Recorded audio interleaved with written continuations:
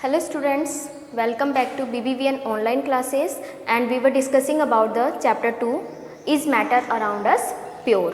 क्या हमारे चारों तरफ जितने भी मैटर हैं क्या वो प्योर हैं, ये हमारे जो है चैप्टर का नेम है।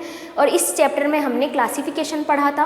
क्लासिफिकेशन जब हमने पढ़ा था तो हमने बात करी थी कि क्लासिफिकेशन दो तरीके से किया गया था, फिजिकल और केमिकल क्लासिफिकेशन। केमिकल क्लासिफिकेशन में हम आज बात करेंगे प्योर सब्सटेंसेस की, और प्योर सब्सटेंसेस का मतलब होता है जो 100% प्योर होते हैं नेचर में। ठीक है, तो 100% जो प्योर है सब्सटेंसेस, इट मीन्स उनमें कोई दूसरा सब्सटेंस मिला हुआ नहीं है, वो खुद ही क्या है, प्योर फॉर्म में हैं। ठीक है, उसके बाद हम बात करेंगे उनके क्लासिफिकेशन की। तो उसमें क्लासिफिकेशन हमने प्योर सब्सटेंसेस का दो तरीके से करा था, एलिमेंट्स एंड कंपाउंड। तो सबसे पहले हम बात करते हैं एलिमेंट्स की। और बेटा आप लोगों को मैंने बताया था कि elements are the pure substances which are formed by the same kind of atoms. Okay, so we can say that elements, these are the pure substances which are formed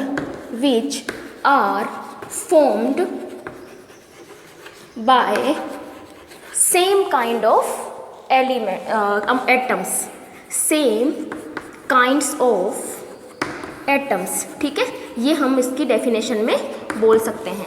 अब हमने फिर उसके बाद में एलिमेंट्स को फिर से तीन पार्ट्स में डिवाइड करा था, metals, non metals and metalloids.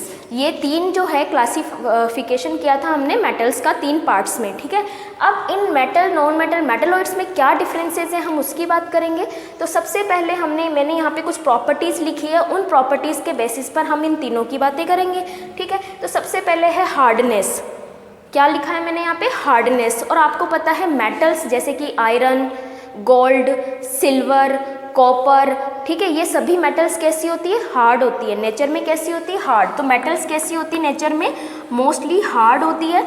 जबकि नॉन मेटल्स की अगर हम बात करें, नॉन मेटल्स में कौन आता है, जैसे कि कोयला, ठीक है। और हम बात करें तो जैसे कि क्लोरीन, ऑक्सीजन, है ना, नाइट्रोजन, ठीक है, ये गैसेस, हीलियम, नियोन, ये सारी गैसेस क्या हैं, ब्रोमीन, Br2, ठीक है। तो ये सारे क्या हैं, ये नॉन मेटल्स के एग्जांपल्स हैं। और आपको पता है नॉन मेटल्स कैसी होती है, ये हार्ड नहीं होती है, नॉट हार्ड, ये हार्ड नहीं होती है। चलो हम एग्जांपल लिखें, जैसे कि आयरन, कॉपर, ठीक है, silver, gold, these all are metals. जबकि जो नॉन मेटल्स है उसके एग्जांपल्स लें हम, जैसे कि chlorine, oxygen, nitrogen, helium, neon, ठीक है, ब्रोमीन, ये सारे क्या हैं, नॉन मेटल्स के एग्जांपल्स हैं। मेटलॉइड्स की बात हम बाद में करेंगे।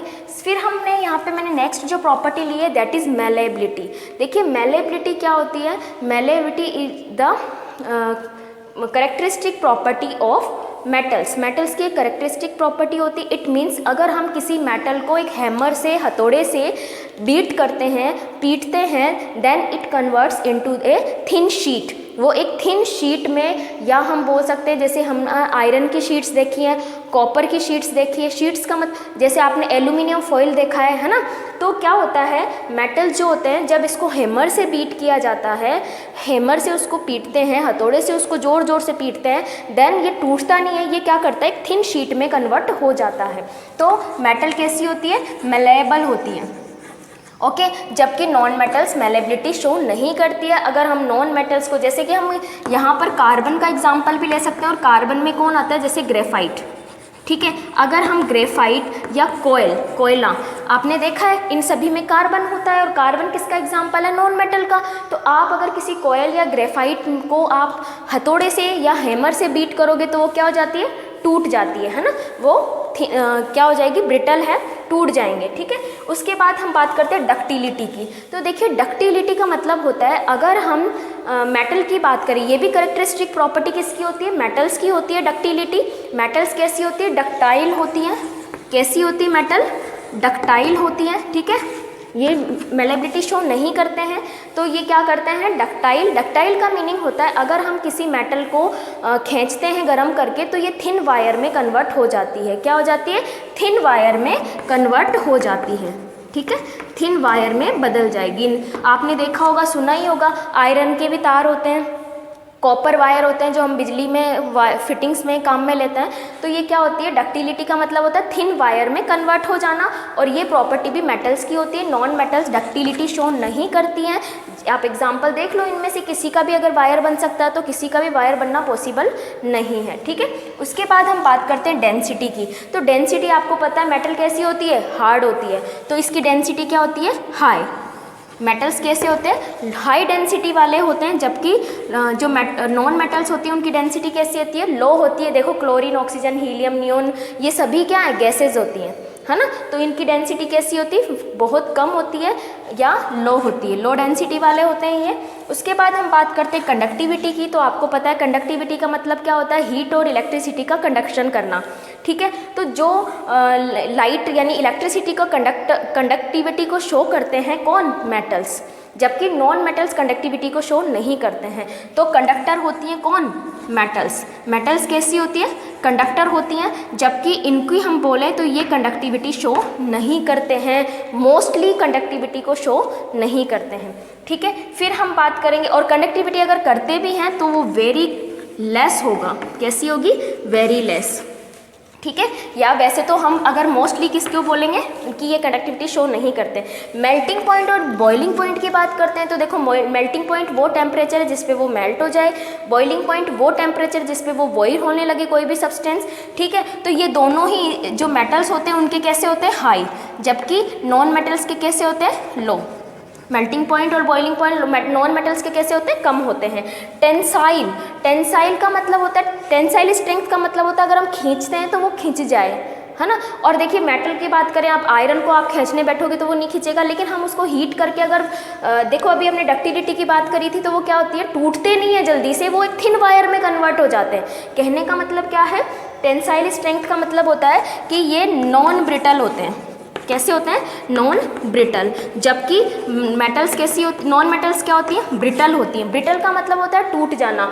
जैसे कि हम बात करें कॉयल की, कोयले की, है ना, कॉयल को क्या करते हैं, अगर आप थोड़ा सा उसको प्रेशर लगाते हैं तो वो ब्रिटल यानी टूट जाएगा, ओके। फिर हम बात करते हैं लस्चरस नेचर की। देखिए जितनी भी मेटल्स होती है, चाहे आयरन ले लो, कॉपर ले लो, सिल्वर ले लेते हैं हम, गोल्ड ले लेते हैं, ये सभी कैसी होती है, चमकदार होती है। उनमें क्या होती है, लस्चरस होती है। लस्चर यानी कि ये चमक को शो करते हैं। लस्चर का मतलब होता है शाइन करना, चमकना, जबकि ये कैसी होती है, नॉन लस्चरस होती है। कैसी होती है, नॉन लस्चरस, ये चमकती नहीं है, ठीक है। नॉन मेटल्स को देखो, ये चमकने वाली नहीं होती।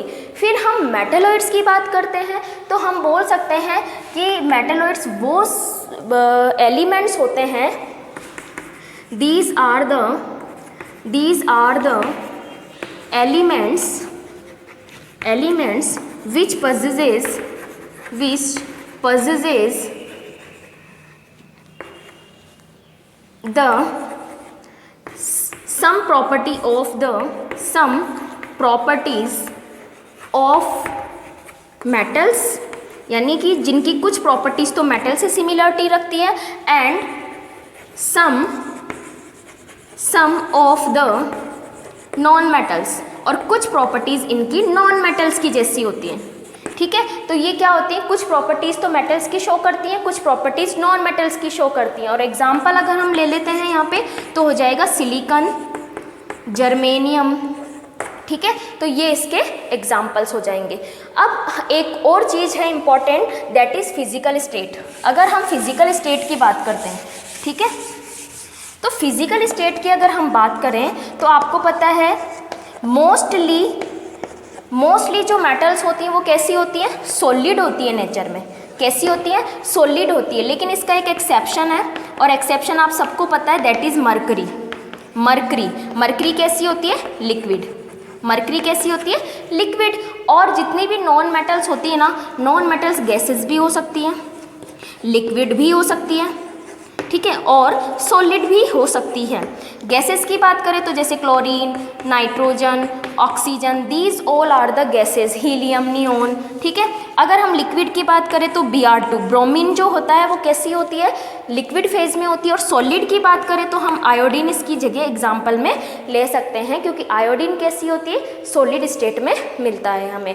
तो इस तरीके से आज हमने बात करी एलिमेंट्स की और उनके टाइप्स की। नेक्स्ट हम बात करेंगे कंपाउंड्स के बारे में। Thank you.